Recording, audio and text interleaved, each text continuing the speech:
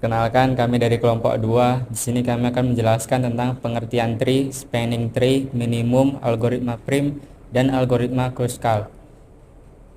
Dan di sini perkenalkan, nama kami. Saya sendiri adalah Irgi Firmansyah. Saya Martonis Litonga. Saya Cindy Ginting. Saya Salsabila Ansar. Dan selanjutnya akan kami jelaskan tentang pengertian tree.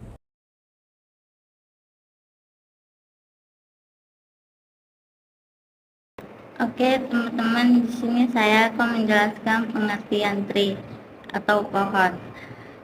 Mulai pada bagian ini, kita akan mempelajari tentang definisi pohon, kemudian hutan, dan sifat-sifat pohon.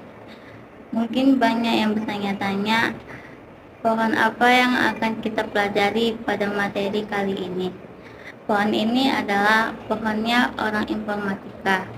Dan materi ini masih terikat dengan materi pada modul sebelumnya, yaitu tentang graf. Pohon yang kita maksud di sini adalah graf yang tidak berarah, yang terhubung dan tidak mengandung sirkuit. Cirinya adalah harus tidak berarah, kemudian harus terhubung dan tidak boleh mengandung sirkuit. Contohnya ada pada graf pertama dan kedua. Pertama dan kedua ini adalah pohon karena tidak ada sirkuit di dalamnya dan mereka saling terhubung. Sedangkan pada graf yang ketiga ini bukan pohon. Kenapa? Karena ada sirkuit. Sedangkan pada graf keempat ini bukan pohon juga. Kenapa? Karena dia tidak terhubung. Kemudian selain istilah pohon, kita juga ada istilah lain yaitu hutan. Di sini hutan yang kita maksud adalah sekumpulan pohon yang saling lepas, artinya mereka tidak terhubung dengan sisi apapun, atau juga bisa dikatakan dalam bentuk graf yang tidak terhubung, yang tidak mengandung sirkuit setiap komponennya. Komponennya adalah pohon, jadi boleh dalam bentuk graf tidak terhubung, tapi setiap komponen dari graf tersebut haruslah pohon itu sendiri. Ini adalah contoh hutan. Di sini ada 3 buah pohon, pohon ke-1, kedua, ketiga. Masing-masing pohon ini tidak mengandung sirkuit. Ada beberapa sifat atau properti dari pohon yang perlu kita pahami. Yang pertama, misalkan sebuah graf G, di dalamnya ada vertex dan G atau simpul dan juga sisi. Adalah graf tidak berarah, sederhana, dan jumlah simpulnya n. Maka pernyataannya ekivalen ya. Adalah pertama, G itu adalah pohon.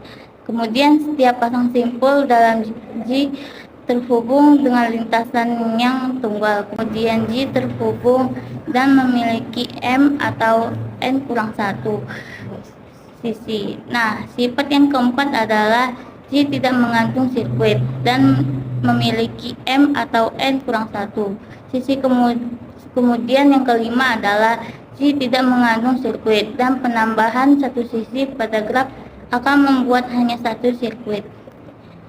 Kemudian yang keenam, G terhubung dan semua sisinya adalah jembatan. Nah, semua teorema itu adalah definisi lain dari pohon contohnya, seperti pada gambar graf berikut ini. Kita bisa lihat G ini adalah pohon ya, dengan jumlah simpul sama yaitu 7, kemudian setiap pasang simpul dalam graf G ini terhubung dengan lintasan tunggal. Contohnya pasang simpul 1 dan 4. Dia memiliki lintasan yaitu 1, 2, 4 dan tidak ada kemungkinan lintasan yang lain. Ketiga itu terhubung dan tidak terpisah dan memiliki M atau N-1 buah sisi. Yaitu di sini karena ada 7 buah simpul dan 6 buah sisi, dan betul ada N buah sisi. Kemudian yang keempat, G tidak mengandung sirkuit dan memiliki M atau N-1 sebuah sisi. Kita bisa lihat tidak ada sirkuit di sini. Kemudian J tidak mengandung sirkuit dan penambahan satu sisi pada J akan membuatnya hanya satu sirkuit saja. Misalnya kita menambahkan satu sisi antara 2 dan 3. Seperti ini kita menambahkan satu sisi, maka akan dihasilkan sirkuit baru di sini. 1, 2, 3, 1 misalnya, tapi ini hanya menambah satu sirkuit saja dan tidak menambahkan sirkuit yang lain. Dan yang keenam, J terhubung dan semua sisinya sudah adalah jembatan. Ini adalah graf yang terhubung. Kalau misalnya kita artinya kalau dan semua sisinya adalah jembatan, artinya kita hilangkan salah satu sisi, misalnya sisinya adalah jembatan. Artinya kalau kita hilangkan salah satu sisi, misalkan sisi 1 kita hilangkan, maka dia akan menjadikan graf ini E, jadi terpisah. Berarti artinya sisi inilah sebagai jembatan yang menjadikan mereka semua terhubung. Oke, sekian penjelasan saya tentang pengertian pohon. Akan dilanjutkan oleh rekan saya. Terima kasih. Kita akan mempelajari pembahasan tentang pohon merentang. 3 hal yang akan kita pelajari kali ini yaitu pohon merentang, kemudian aplikasi pohon merentang, dan algoritma prima serta algoritma Kruskal. Pohon merentang atau spanning tree adalah sebuah perentangan yang merupakan pohon. Pohon merentang kita peroleh dengan cara memutus sirkuit dari sebuah graf. Bisa kita lihat pada graf G, ini adalah graf biasa dan bukan pohon. Kita bisa mengubahnya menjadi pohon dengan cara memutus sirkuit dalam graf tersebut. Misalnya, kita mendapatkan T1 dengan memutus 3 buah sisi, kemudian T2 sisi yang lain, dan T3 atau T4. Setiap graf terhubung mempunyai paling sedikit 1 buah pohon merentang. Graf tak terhubung dengan K komponen mempunyai K buah pohon merentang yang disebut sebagai hutan merentang atau spanning forest. Contoh aplikasi pohon merentang adalah seperti ini. Jumlah ruas jalan seminim mungkin yang menghubungkan semua kota, sehingga setiap kota terhubung satu sama lain. Atau di sini juga pada routing atau perutian pesan pada jaringan komputer, kita bisa lihat setiap simpul-simpulnya adalah titik router. Kemudian titik ini adalah subnetwork, dan ini adalah jaringan yang menghubungkan antara router tersebut. Nah, kita bisa mengubahnya menjadi pohon seperti pada bagian kanan ini, atau disebut pohon merentang. Kita juga bisa mencari pohon merentang yang paling minimum setiap graf terhubung atau yang berbobot mungkin memiliki lebih dari 1 pohon merentang. Kita akan mencari pohon merentang atau bobotnya paling minimum, atau disebut dengan minimum spanning tree. Contohnya pada graf di sebelah kiri ini dia memiliki 8 buah simpul, maka kita bisa mengubahnya menjadi pohon merentang yang paling minimum seperti bagian kanan. Saya akan melanjutkan presentasi dari Martuani. 4. Algoritma prime. Algoritma prime adalah algoritma greedy untuk menemukan minimum spanning tree atau MST dari sebuah graf berbobot tak berarah dan terhubung. Tujuannya adalah memilih himpunan sisi atau edges yang menghubungkan seluruh simpul atau vertices, tidak membentuk siklus atau tree, memiliki jumlah bobot total terkecil. Ada 3 langkah dalam algoritma prime. Langkah pertama adalah kita ambil sisi dari graf Q yang bobotnya paling kecil dan kita masukkan ke dalam T. T ini adalah daftar atau list yang menampung sisi yang bobotnya paling minimum.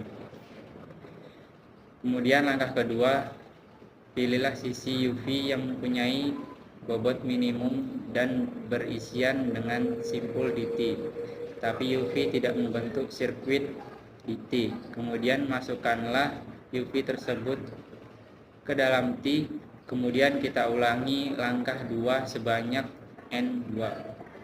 Ini adalah contoh algoritma untuk melakukan pencarian pohon minimum dengan menggunakan prim. Prosedur ini menerima input sebuah graph dan menghasilkan output berupa pohon atau pohon merentang minimumnya. Pertama, dia akan mencari sisi PQ yang bobotnya paling kecil. Kemudian dia akan memasukkan PQ ke dalam T atau pohon tersebut.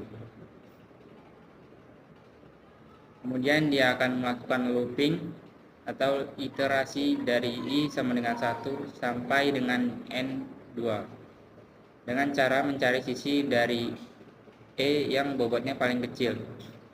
Namun dia bertetanggaan atau berisian dengan simpul yang ada di T.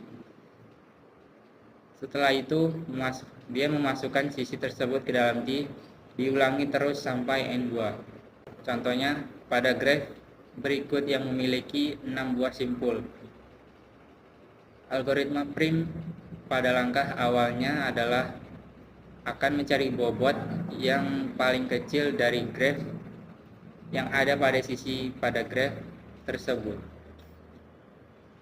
Pada graph ini yang paling kecil bobotnya adalah 10, maka dia akan menggunakan sisi itu, yaitu 1 dan 2, dimasukkan ke dalam pohon. Langkah berikutnya, dia akan mencari sisi yang berisian dengan solusi sementara tersebut, yaitu 1 dan 2. Ini ada beberapa sisi alternatif. Kita lihat di sini ada yang 30, 45, 25, 40, dan 50.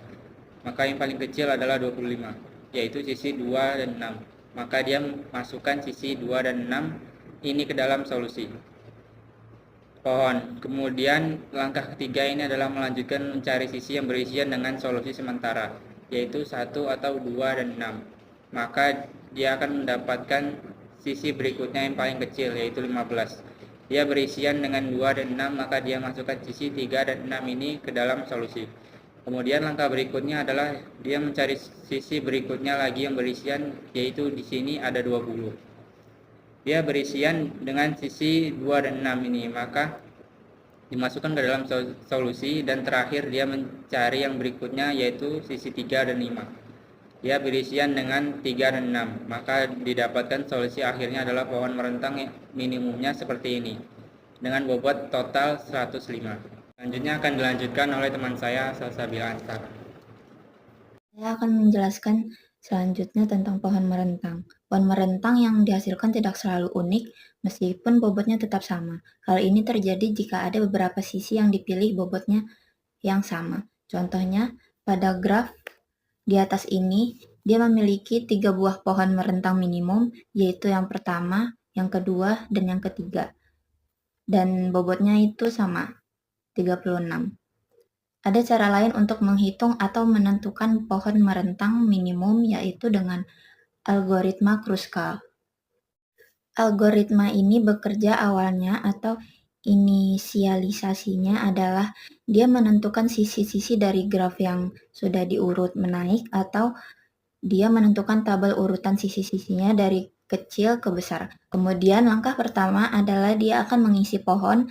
Caranya pertama, pilih sisi UV dengan bobot minimum yang tidak membentuk sirkuit di T, tambahkan UV ke dalam T, kemudian diulangi dengan sampai sebanyak N kurang 1 kali. Algoritmanya dengan awal T-nya masih kosong, kemudian dia akan mengisi sampai dengan jumlah sisinya T kurang dari N kurang 1. Dia akan menambahkan selama tidak membentuk sirkuit. Oke, untuk graf yang sama dengan contoh yang pertama, kita bisa melakukan pencarian pohon minimum dengan menggunakan algoritma Kruskal ini. Langkah pertama adalah membuat tabel yang berisikan urutan sisi-sisi dari yang terkecil hingga yang terbesar. Kemudian, dia akan memulai mengisi pohonnya. Pertama, pohonnya diinisialisasi dengan kosong atau hanya berisi simpul-simpulnya saja. Kemudian, dia akan memulai mencari satu sisi yang paling kecil bobotnya, yaitu di sini ada sisi 1 dan 2. dimasukkan ke dalam pohon atau dihubungkan dengan sisi 1 dengan 2. Berikutnya, dia mencari sisi berikutnya sesuai dengan urutan, yaitu 15. Itu adalah 3 dan 6.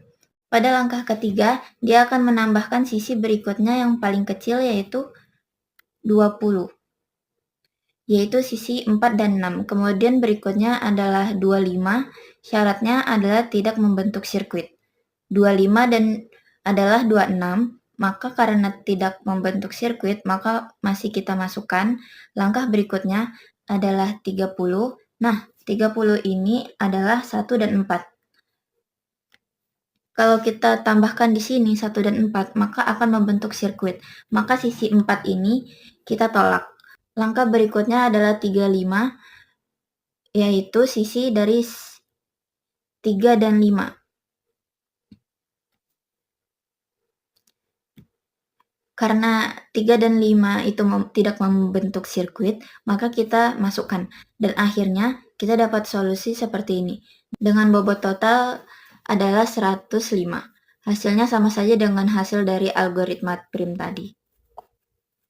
Di sini ada perbedaan dari algoritma prim dan algoritma Kruskal. Di sini ada fitur algoritma prim dan algoritma Kruskal. Di sini fiturnya ada orientasi, cara kerja, struktur data, dan graf ideal. Kalau algoritma prim dalam orientasi itu menggunakan titik atau vertex. Kalau algoritma Kruskal di sini orientasinya menggunakan bobot sisi atau edge. Lalu cara kerja. Di sini algoritma prim menggunakan memilih sisi terdekat dengan titik yang sudah ada. Sedangkan algoritma Kruskal memilih sisi yang paling bobotnya yang paling kecil hingga yang terbesar. Di sini algoritma Kruskal tidak melihat titik, tapi melihat bobot yang paling kecil dan hingga yang paling besar. Lalu ada struktur data. Di sini algoritma prim menggunakan antrian prioritas dan algoritma Kruskal menggunakan pengurutan sisi dan pengecekan sirkuit atau siklus. Di sini selanjutnya ada graf ideal. Algoritma prim menggunakan graf yang padat. Di sini algoritma Kruskal menggunakan graf yang jarang. Sekian dari penjelasan saya. Terima kasih. Sekian presentasi dari kami. Sekarang mohon maaf dan terima kasih.